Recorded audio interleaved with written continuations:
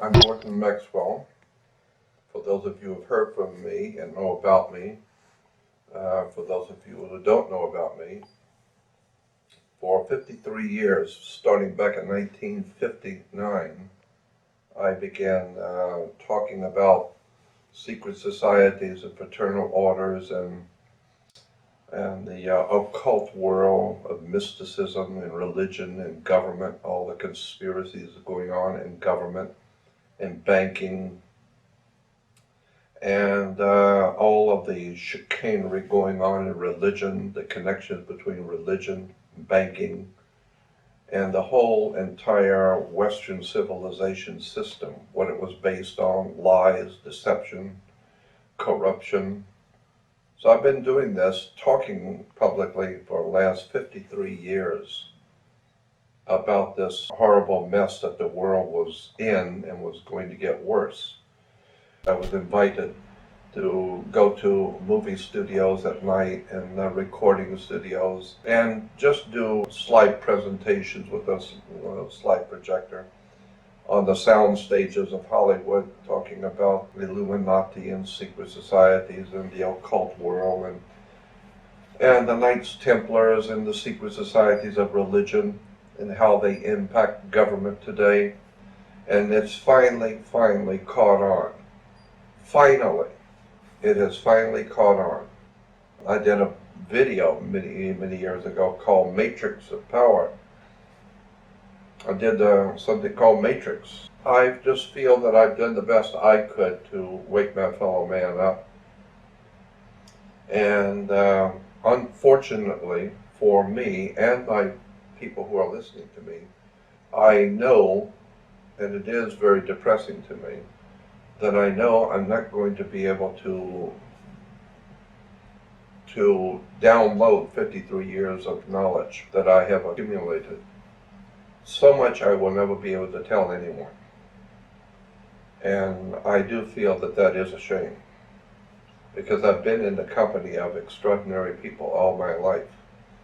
I put myself there purposely. So I've been in the company of a lot of people who are masters at what they do, masters of research and knowledge and understanding. Your body is a corporation. That's why when you die, you're a corpse, because you are a corporation. You are a company. And as such, you may be good company, you may be bad company, but you're a company by law. It's called International Maritime Admiralty law. The law of money, corporations, the law of the sea. You are a company, a corporation. And therefore, anything you do is business. That may not be my business, it may be your business, but it's a business by law. Therefore, anything you do, which is your business, anything you do must have a license, because it's called a business license. So if you're going to get married, that means one corporation is going to do business with another corporation. So you have to have a marriage license. Anything you do, you need to get a permit or a license. And in America, you have something called the Statue of Liberty. It is not the Statue of Freedom. It's the Statue of Liberty. Liberty is what a sailor gets when he gets off a ship in the Navy. When you pull into port and you ask the captain if you can go on land, if he gives you the permission, and he may not. But if you get permission to go out, you have liberty. Sailors call it, we got liberty, not freedom. In America, you have no freedom. You have liberty. Liberty means you ask permission. You get a permit. You have a license. A license is simply an agreement and a permit. A license is a permit to do something which without that license would be unlawful. So therefore you can't get married because you're a business. She's a business. And what the two of you do is none of my business. But the point you need to understand is that you are a corporation. Your body is being bought and sold on the New York Stock Exchange every day, and you have no idea in the world how the world really works. So people talk about having to go to court. They talk about how the government does this and the government did that. And people get scared to death because they got to go to court, which you should be scared of court. But why do people go to court? Because you play basketball on a court. You play tennis on a court. Wake up. I've been talking about this stuff for 53 years, but nobody seems to listen to it very much anymore. The reason why you go to court is a game. It's like tennis. And how do you play tennis? You play with a racket. So when you go into a basketball game to play on the court, the whole idea is you have two teams. One team is a team of lawyers and another team of lawyers. And the whole idea in a court, because it's Maritime Admiralty, international banking law, the whole idea is to put the ball back in the other guy's court. So therefore that one team picks up the ball and they throw it over here to you. Now your team picks it up and throws the ball back over their court. And then they pick the ball back and throw it back into your court, and you have a judge who's the referee. You always have a referee, even at a baseball game. You've got the referee who makes the decision as to what really happened. I don't care what happened. He decides what happened. Whatever he says happened, that's what happened. Then the next thing you need to understand is that there's a gate, a fence and a gate in the courtroom, and people sit out here and the judge sits inside. Why is there a fence and a gate? Because the gate represents a water gate, like in the Panama Canal. When the gate opens, the water comes in and raises the ship up. So therefore, when you were called and you put your hand on the gate, you are opening up the floodgate under Maritime Admiralty law. Well, happily, Americans have no idea about any of this. But once you understand how this really works, and you begin to see how your body is over 70% water, and you are a Maritime Admiralty water product, and the way this thing is being played is very, very interesting. The words and the terms and the symbols, and your body is a biological battery. We are a biological electrical unit. Therefore, if you walk into the court and they call your name and you open up the water gate, you are now in hot water. And someone's going to have to bail you out. Once you understand that the bank and money runs the world, so the judge rules from a bench. Look up the word bench. It will tell you the word bench is a bank in Latin. Therefore, the judge rules for the bench or the bank. And the judge sits higher up. When you walk in, you'll see the judge sits up here. He's looking down on you, but you're looking up to the bank, the bench. Look it up in the dictionary. When a ship pulls into a harbor, it's got, let's say, $8 million worth of Toyotas on the damn ship. It pulls into a harbor, it's got $800 million worth of business on that ship. And it comes in on water.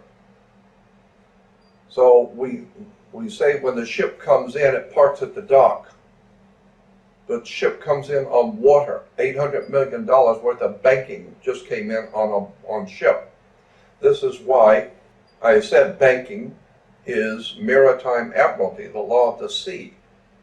So therefore, if you're going to do any business, you need to be part of this corporation. And the World Corporation, you are a citizen on board ship.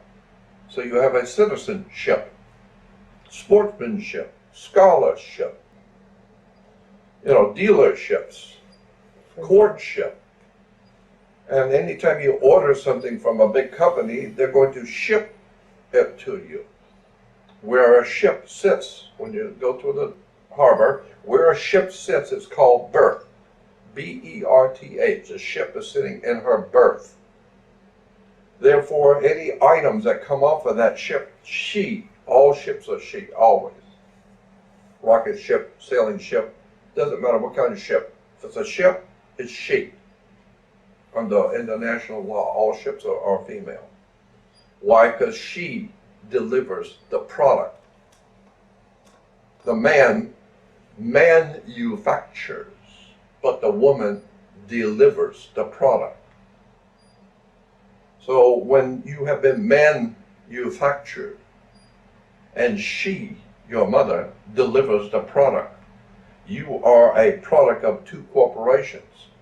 Maritime, Admiralty law. Your mother was a corporation, your father's a corporation.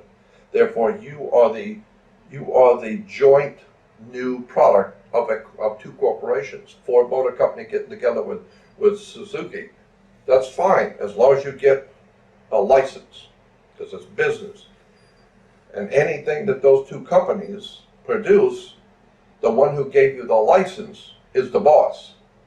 Because before that, you couldn't do it at all. But if the corporation gave you the permission to create a new product, fine, but the product belongs to them, not you. What if I told you the government has your baby's DNA? And in some states, that DNA is stored even without your consent. So once you understand that all ships are female, she sits in her berth, and any item taken off of that ship has to have its own certificate of manifest. It's called a certificate of manifest. And each car has to be represented. Does it have 4 doors, 2 doors, air conditioning? What color is it? How heavy is it? What, this and this and that, and all the paperwork has to be correct for each item. So when you're born, it's called a birth certificate. How much did you weigh? What race is it? Did he have 2 eyes? Was it 1 arm? What color was he, etc. Because these are all vital signs for a product. You are a human resource. You're going to be bought and sold by the international banks in New York and London. Your body is a security on the New York Stock Exchange. According to the British and American, there's a book you can get from the American printing office or the U.S. government printing office. It's called the Styles book. U.S. printing office Styles manual. And in the Styles manual, published by the United States government printing office, it tells you what the words mean correctly. When you go to court, and you're in a federal court, you're in an international court of any kind, here are the words to use. Because the words you would use on the street don't work in a court. You better know what you're talking about when you're before a judge. You better use the correct term. Because if you use a wrong term, thinking that they will understand, no, now you're going to jail because you said the wrong word. So, a group of people got together back in 1871, before your grandma was born, 1871, and they formed a corporation after the Civil War. In the Civil War, they called their company United States Corporation. It was a municipal corporation. And it was stipulated anybody who worked for the corporation is a member of the corporation. And so today, if you are a U.S. citizen, when you walk in a bank or any place, before some authority, and they ask you, are you a U.S. citizen? And you say yes. What you think they're asking you is, are you lawfully in America to do business? Are you lawfully here? Or you are an alien, right? And you say, no, I'm lawfully to be here, I'm okay. So then they will say, well, are you a U.S. citizen? And you say, yes. What you think you're saying is that you're saying, yes, I am lawfully in America. That's not, any good attorney will tell you, I'm going to ask you something under oath. Think about what I'm asking you. Because if you answer wrong, you're going to jail. Now my question is, are you, of your own volition, out of your own mouth, testifying in this court that you are a U.S. citizen? And you say, well, I'm lawfully in America. Yeah, no, I don't have any problems here. Sure, I'm a U.S. citizen. That's what I wanted to know. Now you're going to jail. Now you go to prison. Because you're not an American. You don't have American freedom. You don't have the Bill of Rights. You're a U.S. citizen.